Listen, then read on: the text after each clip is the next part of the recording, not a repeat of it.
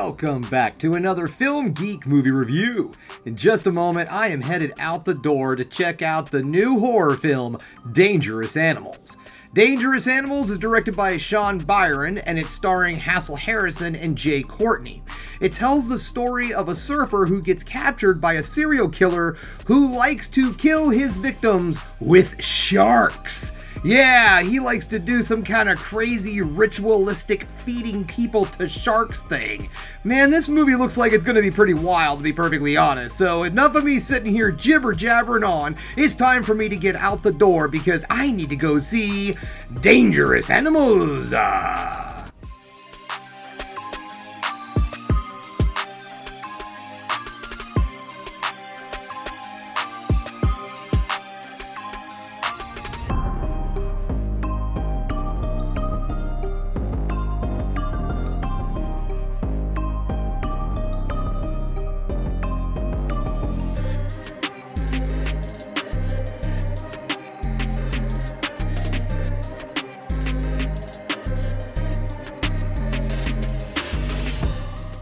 Welcome back. Just getting home from Dangerous Animals. And guys, this movie was a tension-filled nightmare fuel movie for me. So in a minute, let's get things started, but first, I want to address something. Now, my next-door neighbors have a newborn baby. Now, if you've ever lived in a high-rise apartment building, you know that when one person has a newborn baby on the floor, everybody got a newborn baby. So if you hear a baby crying in the background, I assure you, that ain't my baby. That is my neighbor's baby. And it's a cute little baby, too. She's sweet. But anyways, let's get into this review, shall we? First, we're going to start things off with, well, I'm not going to say negative this time because in all honesty, I really don't have anything personally that I found negative, but I do think there's some things that some folks might not enjoy. And then we're going to move into the positives to end the video on the ever so important high note. Now, the first thing I want to talk about is that this film is presented in a very B-movie fashion. In fact, the opening sequence of this film almost made me think that they were going to try to go for like an homage type of film because it really had a very grindhouse kind of feel to it, or exploitation movie. That's what I was looking for. It really had that vibe at the beginning of the movie, and it does pretty well keep that going throughout the entire film. But if you're somebody that's not into kind of a B-film horror kind of thing, this might be something that you find very silly. I mean, the premise itself, once you kind of think about it a little bit, you're like, okay, well, that doesn't make a whole lot of sense. I mean, you're trying to use sharks as the weapon, but sharks are kind of unpredictable. You don't know if they're going to eat somebody, and in all honesty, what we've learned about sharks too is that they don't actually hurt anybody. They aren't provoked, or they're not curious or anything like that. And the movie does address stuff like that to kind of get you into the vibe of things, to get all that stuff that we've learned from watching Shark Week for the last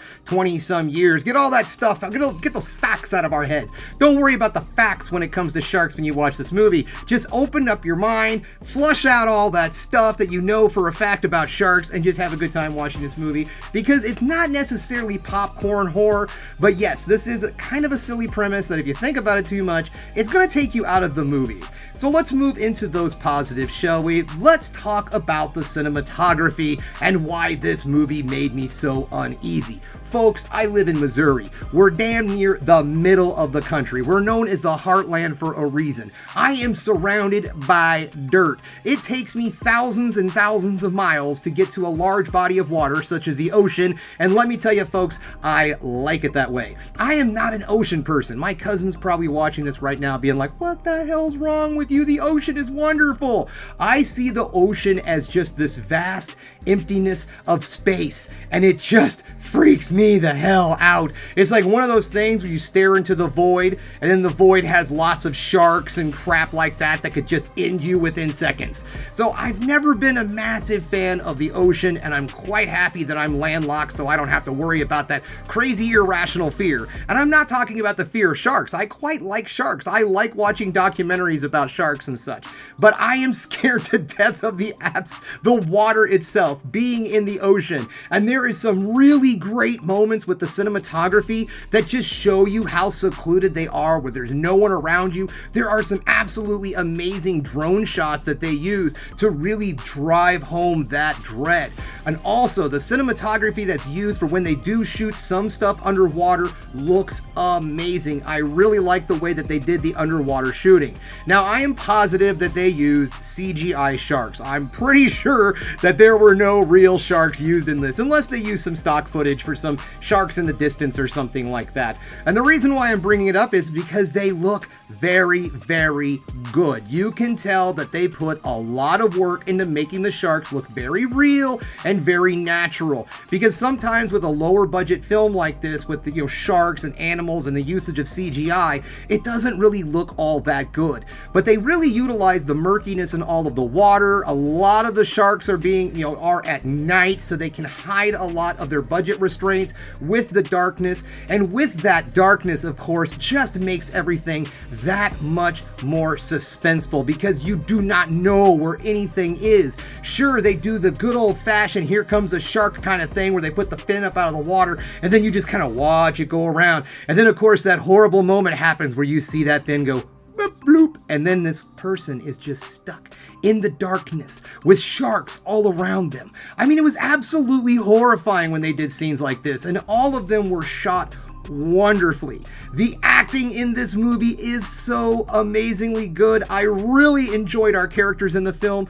I really thought Jay Courtney himself, he's the man who plays the serial killer in this film, and he does an excellent job crafting a psychopathic, killing machine who also is very knowledgeable in the ocean and its prey that it's there. He also has, opposite of him, Hassie Harrison, who does an excellent job giving the exact same energy back to him as the victim in this story. Her character is not two-dimensional. She's just not some girl that's going to sit in the corner and cry, and wait for the perfect opportunity. This movie does not rely on Deus Machina. This woman fights for her life throughout this entire film, and I really love the way that brought so much more tension to this movie. Acting, outstanding. The story itself is really good. The pacing is just really great. This movie comes in at just over the 90-minute mark. You know how much I like that, and it utilizes every second of this movie. This film is not a slow burn. There is a bit of a mystery attached to it because there's the whole missing person thing and all of that. But all in all, I would have to say that this film just keeps you biting your fingernails from beginning to end. So no, I don't necessarily think that this film was a slow burn by any means. Now, one thing I'm going to say real quick, I've heard a lot of people calling this movie a shark movie. Okay, there's sharks in the movie, yes, but the sharks aren't necessarily the villains of our tale. The sharks are the weapon, which I think makes this film even more unique in the shark movie world, because in my opinion, this isn't necessarily a shark movie. Calling this movie a shark movie with the sharks being the weapon is kind of like calling, Friday the 13th Machete, because that's the weapon that he uses to kill primarily. So yeah, I thought this film was great. I loved everything about it. The sound design was really on point. When they do have to do a little bit of makeup and all, there's some really good shark attack sequences in this film. They look really great, but this movie isn't what I would necessarily call a gore fest. Yes, there is violence. Yes, there is gore in this movie, and the makeup looks outstanding, but there isn't really necessarily a lot of it. It really tries to stay within more of a normal, realistic kind of realm. Even though the movie's premise itself is kind of campy and silly, it really tries to drive home the realism in this film. So all in all, guys, I would have to say that this is a very solid, get out there and see it in theaters if you have the chance. If you do not have the chance to see this movie in theaters, good news, because this is a Shudder original, which means it's probably going to show up on that service next month, couple of months, something like that. I've noticed that normally when they put them in theaters, about 30 days later, they put them up on their streaming services. But you know my feelings on seeing movies up on the big screen, especially horror movies up on the big screen, because if we do not support these movies in theaters, they're just going to put all of these horror movies and all on streaming services, and then what's so good about that? You miss out on so much of the experience when you watch a horror movie at home and not in the theater with other people feeling the same thing that you're feeling, the experience, everything, the dread, blah, blah, blah.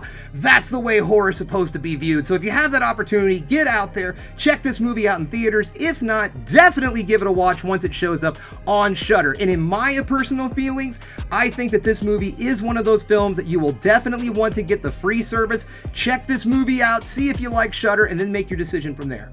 Well, okay, guys, that's all I have to say for you today. Thanks again for checking out the Film Geek. If you liked what you saw here today, go ahead and subscribe to the channel, ring that bell for notifications, and give me the old thumbs up so I know you like what you're seeing. And if there's one more thing you can do, folks, that is keep watching movies. You know I'm gonna.